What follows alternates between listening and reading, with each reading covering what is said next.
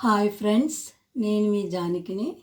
ఈరోజు మీకు మంచి కర్రీతో మీ ముందుకు వచ్చానండి. చూడండి, రాజ్మా గింజలు రాత్రి నానబెట్టుకొని ఉదయం వండుకోవాలండి.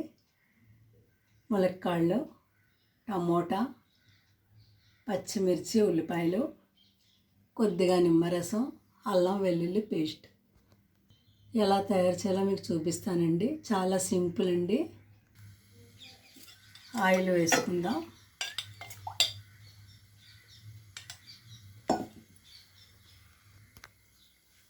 ఆవాలు, జీలకర్ర, ఎండుమిర్చి, కరివేపాకు,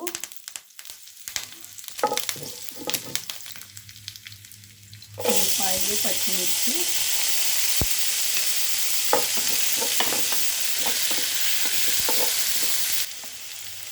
టమోటా,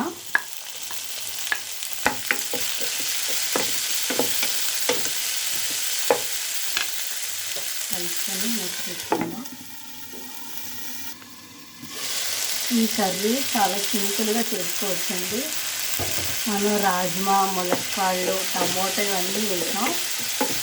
మంచి టేస్ట్ వస్తుందండి. రుచిగా ఉంటుంది. చెక్క బలానికి బలం. రుచికి సరిపడే కారం, రాజ్మా గింజలు ఉడికిన తర్వాత వేసుకోవాలండి.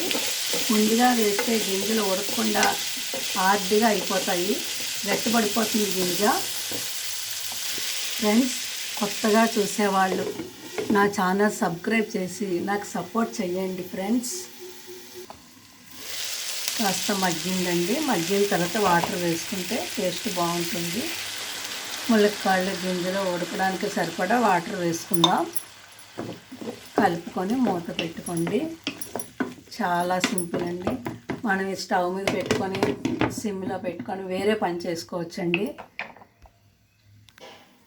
ఫ్రెండ్స్, మీరు ట్రై చేయండి.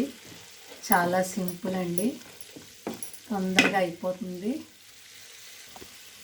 అల్లం వెల్లుల్లి పేస్ట్, కొద్దిగా మసాలా పొడి, రుచికి సరిపడా ఉప్పు,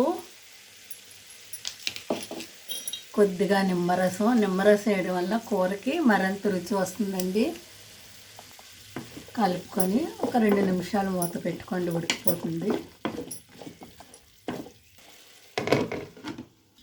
ఎంతో రుచిగా ఉండే రాజ్మా, ములక్కాడ, టమోటా కర్రీ. Thank you.